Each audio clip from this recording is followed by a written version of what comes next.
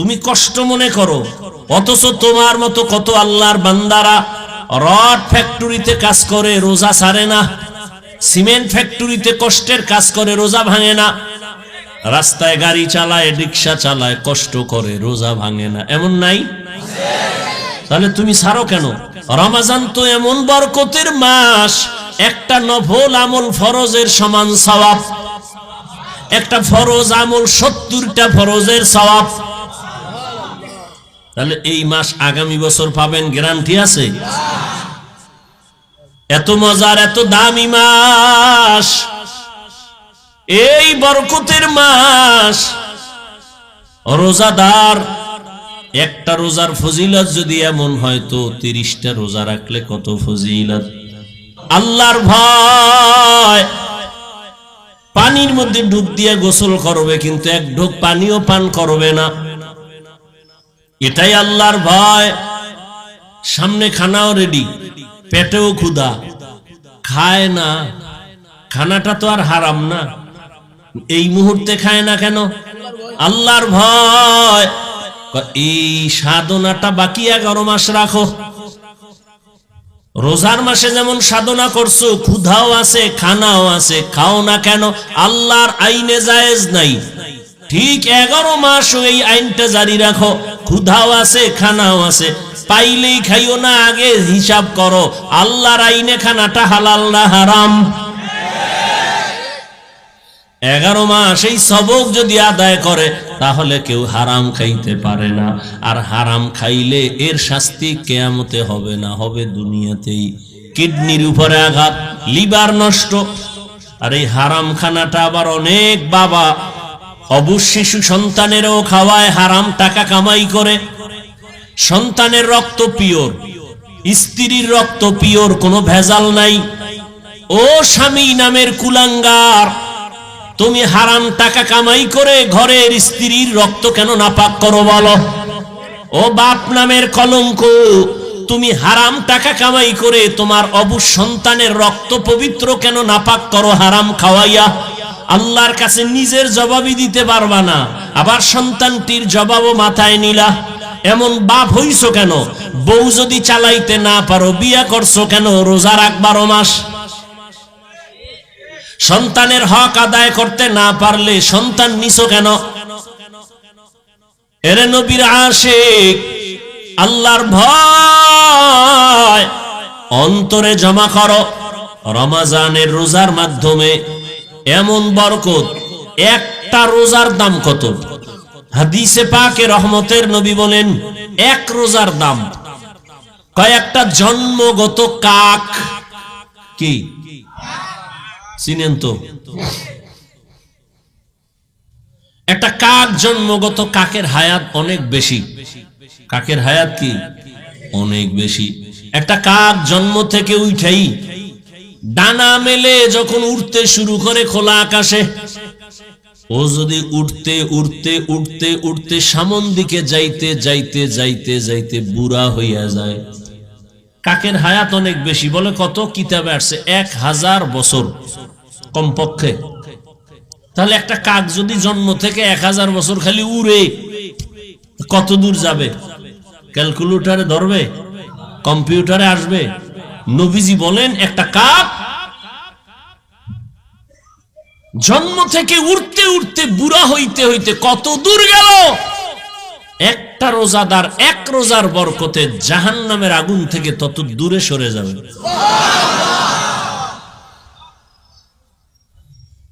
এজন্যই তো রহমতের নবী সারা রমজান আমলের উপরে জীবন কাটাইলেন। এই শাবানে নবী রোজা রাখছেন। নবী বলেন প্রস্তুতি নাও, রমজানের রোজার মাধ্যমে তুমি নিজেকে পবিত্র বানায় নাও। কয়দিন রোজার হালাতে রে বাবা তুমি কষ্ট মনে করো, অথচ তোমার মতো কত আল্লাহর বান্দারা রড ফ্যাক্টরিতে কাজ করে রোজা ছাড়ে না, সিমেন্ট ফ্যাক্টরিতে কষ্টের কাজ করে রোজা ভাঙে না, রাস্তায় গাড়ি চালায়, রিক্সা চালায়, কষ্ট করে রোজা ভাঙে না, এমন নাই? তাহলে তুমি ছাড়ো কেন? রমজান তো এমন বরকতের মাস, একটা নফল আমল ফরজের সমান সওয়াব। একটা ফরজ আমল 70টা ফরজের সওয়াব। তাহলে এই মাস আগামী বছর পাবেন, গ্যারান্টি আছে? এত মজার, এত দামি মাস, এই বরকতের মাস। রোজাদার একটা রোজার ফজিলত যদি এমন হয় তো 30টা রোজা রাখলে কত ফজিলত। আল্লাহ বলেন, রোজাদার তোমার পুরস্কার কেমন? বলে, আমি আল্লাহ তোমার হয়ে যাব, আর কোনো পুরস্কার নাই। পুরস্কার কি? আমি আল্লাহ নিজে তোমার হয়ে যাব। কোন রোজাদার? আবার রোজাদারের মধ্যেও কিছু ভেজাল আছে। রোজা রাখে ঠিক, কিন্তু তারাবির নামাজ পড়ে না। আবার অনেকে পড়ে ঠিক, প্রতিদিন পড়ে না। আবার অনেকে পড়ে কিছুদিন, তাও পুরা 20 রাকাত পড়ে না। ও 8 রাকাত ওয়ালা বাবারা, যদি আপনি মনে করেন 8 রাকাতের উপরে তারাবি পড়বেন না, আগামী রমাজান পাওয়ার গ্যারান্টি নাই। এখনই তো বলে ফেললাম, একটা নফলের মূল্য ফরজের সমান।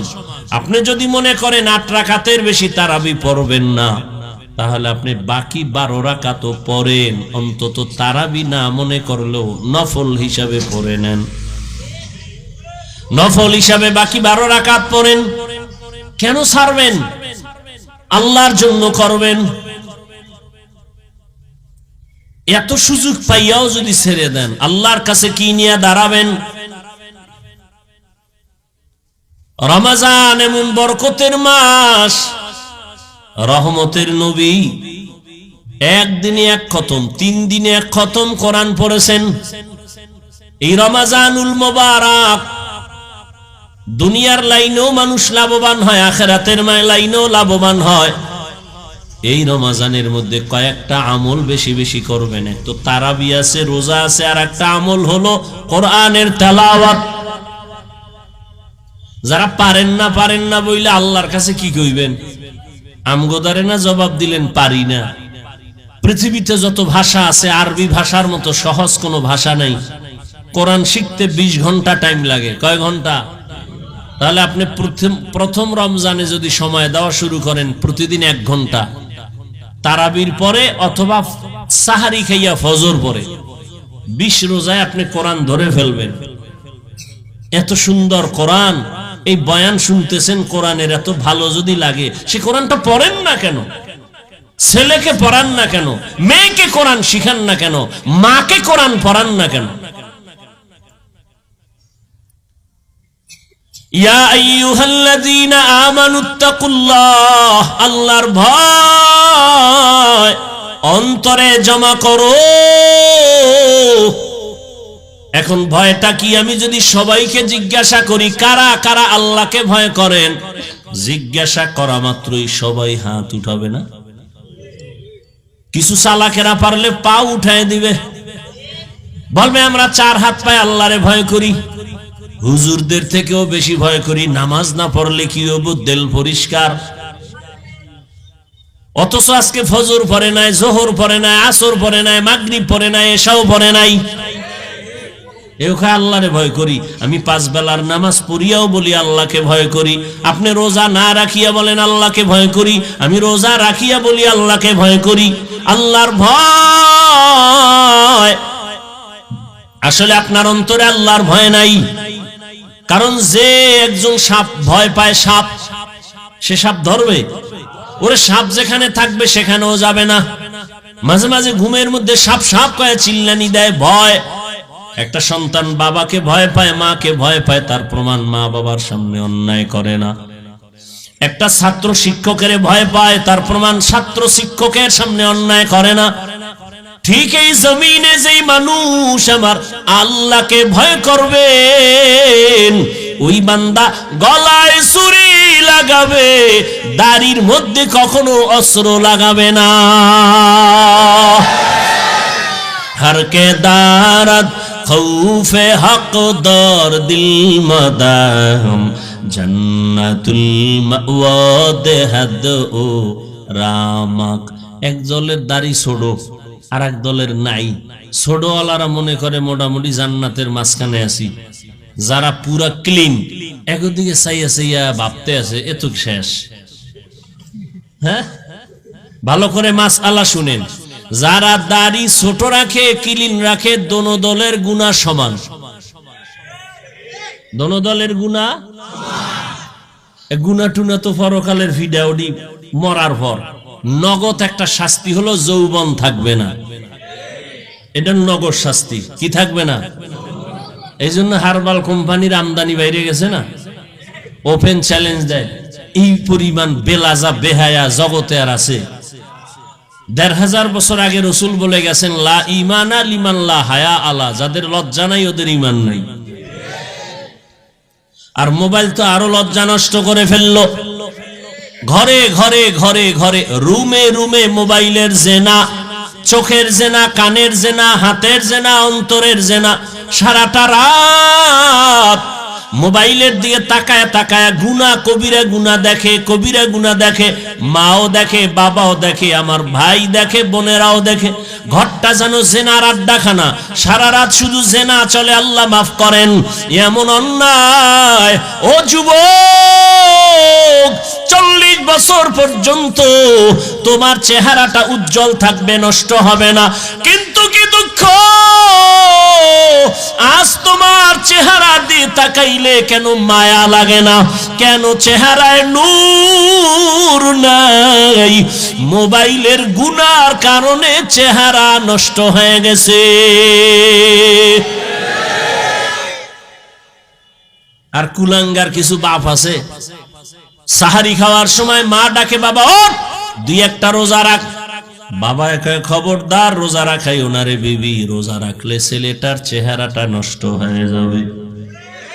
ওই বাবারে পাইলে জিজ্ঞাসা করতাম, এই বাপ নামের কলঙ্ক, সন্তান রোজা রাখলে তোমার চেহারাটা নষ্ট হবে সন্তানের। মোবাইলে আকাম কইরা কইরা যে চেহারাটা নষ্ট করলো, বলো কোন বিউটি পার্লার তোমার চেহারাটা ভালো করবে? আল্লাহর কসম, মৃত্যু পর্যন্ত দুনিয়ায় কোনো মেডিসিন নাই যে সন্তানের চেহারাটা ভালো করবে। বরং 40 বছরের আগে চেহারা থাকবে উজ্জ্বল। কোনো মেডিসিন মারবি, চেহারা ডিসকালার হবে, গোডা হবে। এ গোডা আর যাবে না। হ্যাঁ, যদি নেক আমল করো, তওবা করো, চেহারা আবার ফিরে আসবে। আর ঠিক মতো 5 বার ওযু কর, চেহারায় কোনো ক্রিম লাগবে না, আল্লাহর কসম। 5 বেলা ওযু কর, ওযু করবি, চেহারার নূর বেড়ে যাবে।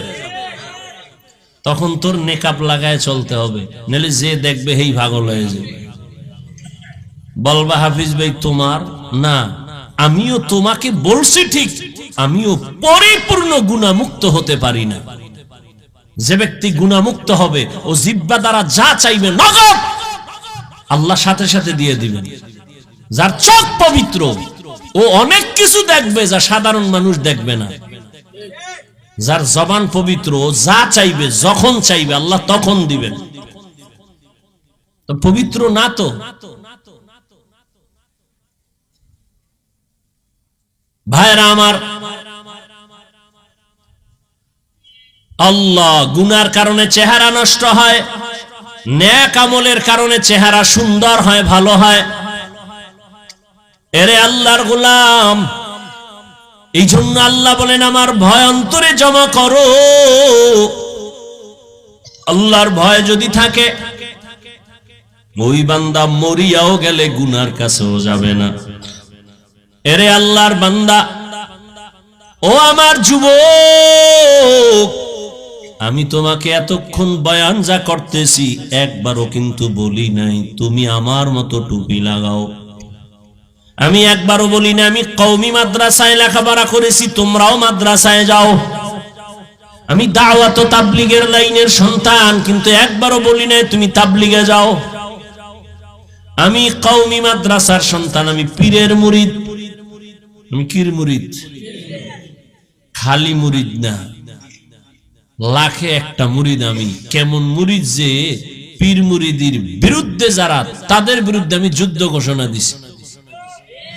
কেমন যুদ্ধ? এই জমিনের মধ্যে যে বলবে আমরা পীর আউলিয়া মানি না, ওলি মানি না, আউলিয়া মানি না, আল্লাহর জাতের কসম আমি বলবো তারা কোরআন মানে না, বুখারী শরীফ মানে না, তারা ভণ্ড ভণ্ড ভণ্ড। এদেরকে যারা ভণ্ড বলবে না তারাও ভণ্ড। এবার বুঝো আমি কেমন মুরিদ।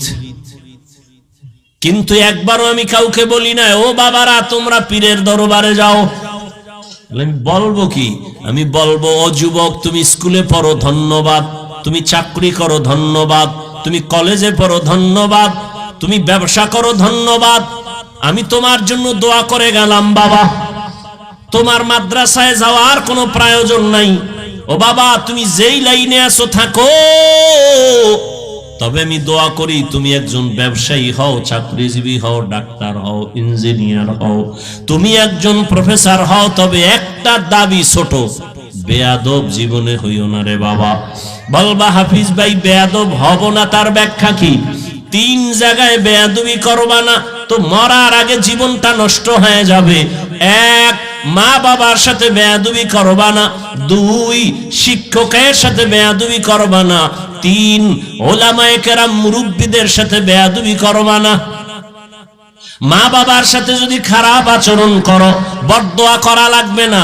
মা কষ্ট পায় যদি বলে আহ, এই যে একটা নিঃশ্বাস, এটা আগুন হয়ে তোর কপাল পুড়ে ফেলবে।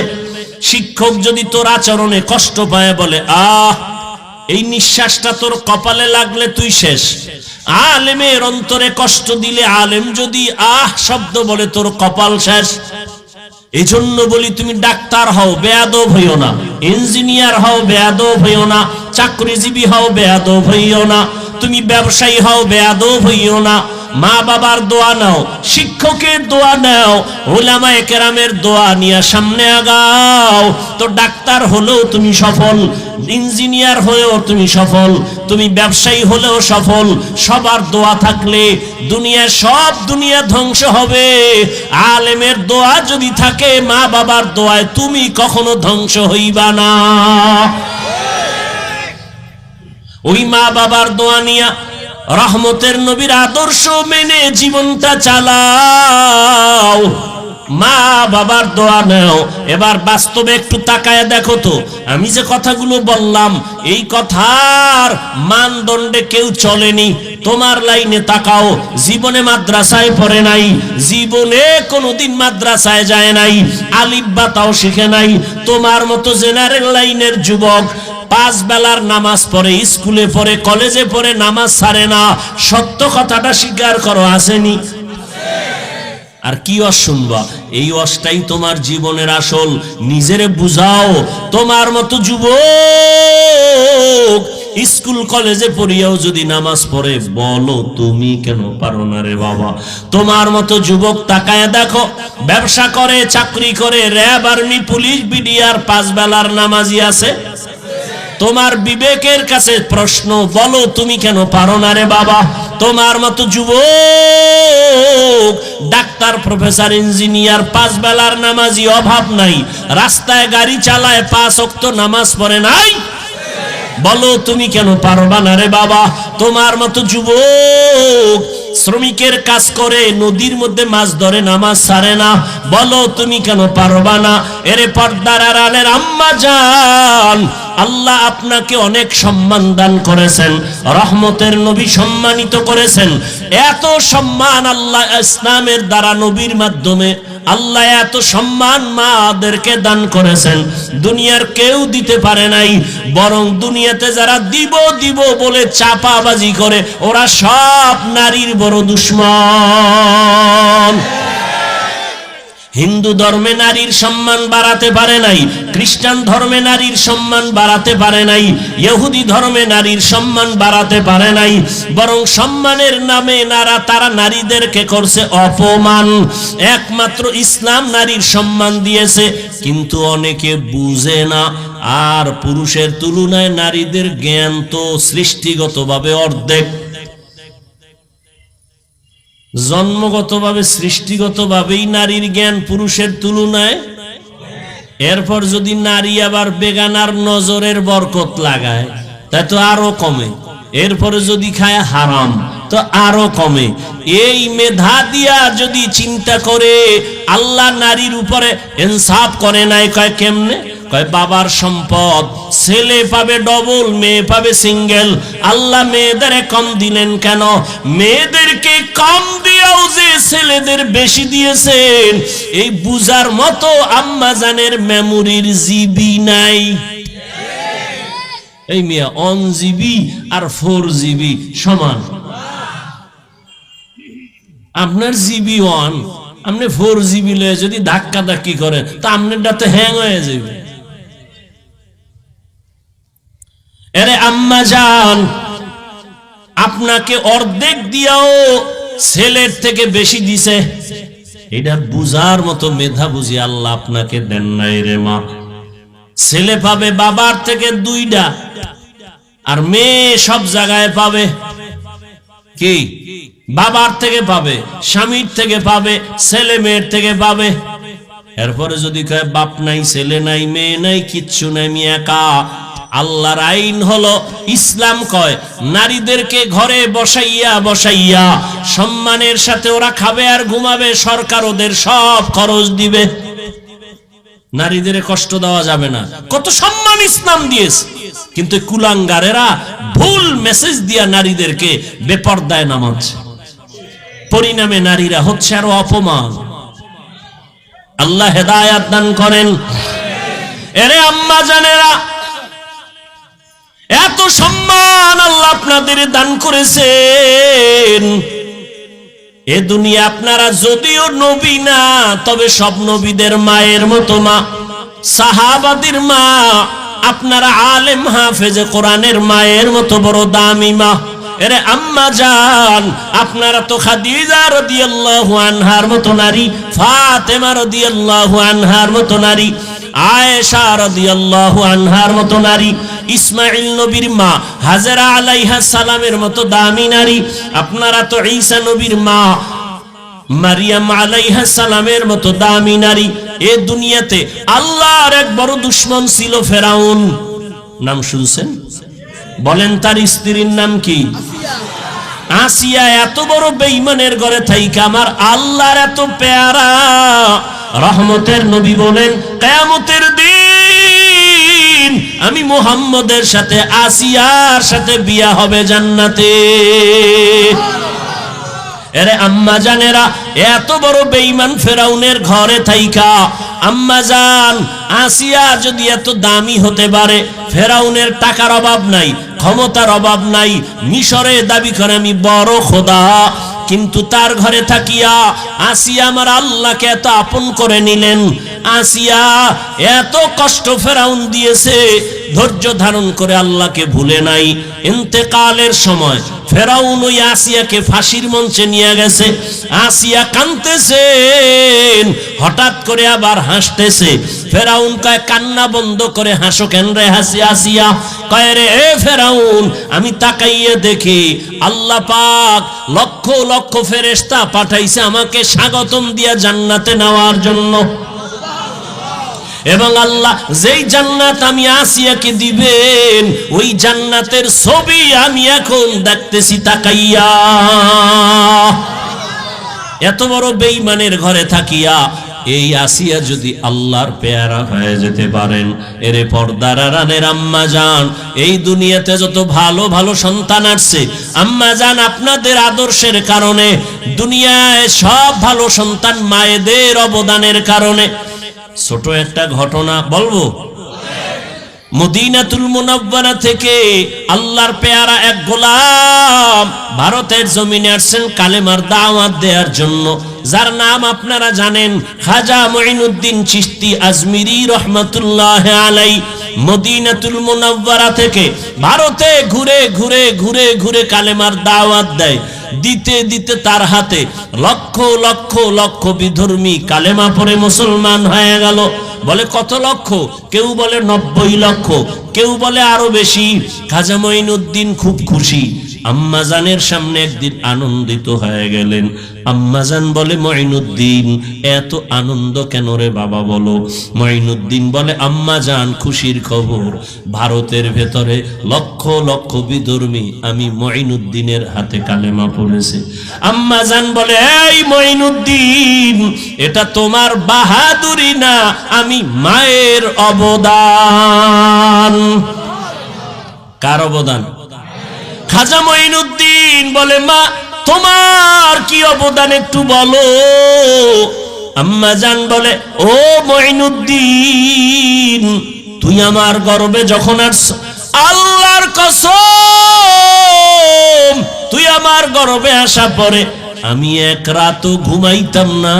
আমি গভীর রাতে সিজদায় পড়ে আল্লাহর আদালতে কান্না করতাম আর বলতাম, হে মালিক, আমার গর্বের সন্তানটাকে তুমি ওলি হিসাবে কবুল। আমি এভাবে কান্না করে করে যখন তুই দুনিয়াতে আসছো, এই মঈনুদ্দিন, আমি মা তোকে যতদিন আমি দুধ পান করাইছি, আল্লাহর কসম আমি যতদিন তোকে দুধ পান করাইছি, আমি মা এক ফোঁটা দুধও বিনা অজুতে তোর মুখে দেই নাই। এমন মা সারা দুনিয়ায় পাওয়া বড় কঠিন, বাংলাদেশ বাদ দেন। এমন মা, যেই মা বিনা উজুতে বাচ্চাকে দুধ দেয় না, এমন বাচ্চা তো জগৎ শ্রেষ্ঠ আল্লাহর ওলি হবে। কিন্তু খাজা মঈনুদ্দিনের ভক্তদের উপায় কি?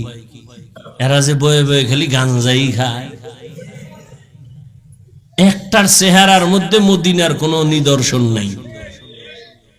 এরা সব মঈনুদ্দিনের ভণ্ড ভক্ত, আমরা আসল ভক্ত। কি খাজা মঈনুদ্দিনের মা কত ধন্য মা! খাজা মঈনুদ্দিন চিশতি আজমিরি 5 ওয়াক্ত নামাজ পড়েন নাই। মা সন্দেহ? মাঝে মাঝে বিড়ি টিড়ি খাইছেন, দাড়ি ছিল না। হ্যাঁ, আপনারা কি ভক্ত হইলেন? এই ভক্ত হয়ে কি নাজাত পাওয়া যাবে? কোনদিন পাওয়া যাবে না। এখনো সময় আছে, তওবা করেন। কয়দিন আর দুনিয়ার বাহাদুরি করবেন? চোখের সামনে আপন আপন সব চলে যাইতেছে। বিশেষ করে আমার যুবক, ইদানিং কালে যুবকের মরণের লাশ আর লাশ, করোনায় যুবকের লাশ, ছাত্র জনতার আন্দোলনে যুবকের লাশ, ডেঙ্গুর মহামারীতে যুবকের লাশ, ঘুমের বিছানায় যুবকের লাশ, গাড়ির নিচে পানির মধ্যে যুবকের লাশ। ও আল্লাহর বান্দারা, এখনো সময় আছে, তওবা করে নাও। ও পর্দার আড়ালের আম্মা জান, আপনার মতো কত মা এখনো আছে বেপর্দায় চলে না, নামাজ ছাড়ে না, মোবাইলে সময় নষ্ট করে না, স্বামীর মাল খেয়ানত করে না। আপনারা কেন পারেন না? একটা সন্তানকে আদর্শ সন্তান বানাবেন, একটা সন্তানকে আদর্শ ডাক্তার বানাবেন, আদর্শবান চাকরিজীবী বানাবেন, আদর্শবান একজন ব্যবসায়ী বানাবেন। সন্তান ডাক্তার হইয়াও আপনার জন্য দোয়া করতে ভুলবে না। এরে আম্মা জান, ও বোনেরা, আপনার মতো কত মা বোন এখনো পর্দা করে, নামাজ পড়ে, আল্লাহর ভয় অন্তরে জমা করিয়া রমাজান সামনে তওবা করে ফেলেন। আর বেপর্দায় চলবেন না, আর নামাজ ছাড়বেন না। মা বাবার দোয়া নিয়া স্বামীর মাল হেফাজত করবেন। স্বামীর মাল এটা আপনারই মাল, স্বামীর মনে করে খেয়ানত করবেন না। মোবাইলে সময় নষ্ট করবেন না। অবৃদ্ধ বাবাজিরা, আপনার মতো কত বুড়ারা মসজিদে গিয়া নামাজ আদায় করে, বলেন আপনি কেন পারেন না? ও আমার কলিজার যুবক, এখনো সময় আছে, তওবা করো, অন্তরকে বুঝাও। মনে জীবনে কত মন গড়া ভাবে চলছো, মনের চাহিদা মিটাইয়া গুনাহ করেছো। মনে চাইছে নামাজ পড়বা না, পড়ো নাই। মনে চেয়েছে পার্কে যাবা, দৌড়ায় গেছো। মনে চাইছে দাড়ি কাটবা, কেটে ফেলেছো। এখন আল্লাহর ভয় নিয়ে তওবা করো। মনে মনে আল্লাহকে বলো, হে আল্লাহ, জীবনে তো গুনাহ কম করি নাই, আজকে থেকে তওবা করে নিলাম, আর নামাজ ছাড়বো না, বেপরদায় চলবো না, মা বাবার সাথে বেয়াদবি করবো না, শিক্ষকের দোয়া নিয়া, উলামায়ে কেরামের পরামর্শ নিয়া, নবীজির আদর্শ মেনে চলবো। আল্লাহর কাছে যদি খাঁটি মনে তওবা করতে পারো, আল্লাহ তোমার জীবনের গুনাহ মুহূর্তে মাফ করে দিবে। মনেরে শুধু বুঝাইও রে মন, তোমার মতো যুবক যদি জেনারেল লাইনে থাকিয়া চাকরি করে, ব্যবসা করে, লেখাপড়া করে, নামাজ পড়ে, তুমি কেন পারবা না? আল্লাহর কাছে তওবা করে নেও। ও বাবা, তোমরা কি মনে মনে ভাবছো আমরা সব পাগল হয়ে গেছি? না না, এরে দুনিয়ায় সবাই পাগল হইয়া সব দুনিয়াতে মরার আগেই ধ্বংস হয়ে যায়। আর আমরা নবীর আদর্শে নামাজ পড়ি, পর্দা করি, কেউ আমরা পাগল হই নাই। আল্লাহর কোরআন সত্য, নবীর কথা সত্য। গুনাহ নিয়ে কবরে গেলে জাহান্নামের আগুনে জ্বলতে হবে, তাও সত্য। এখনো সময় আছে, তওবা করে নেও। অন্তর যদি তৈরি হয়ে থাকে, মার গুনাহ করবা না, নামাজ ছাড়বা না, বেপরদায় চলবা না, দাড়ি কাটবা না, মা বাবার দোয়া নিয়া, শিক্ষকের দোয়া নিয়া, উলামায়ে কেরামের পরামর্শ নিয়া, নবীর আদর্শ নিয়া চলবা। তওবা করার মতো যদি কারো অন্তর তৈরি হয়, মুনাফিকি যদি না থাকে, খাঁটি তওবার নিয়ত যাদের আছে, দুটো হাত আমার আল্লাহকে দেখাইয়া দাও।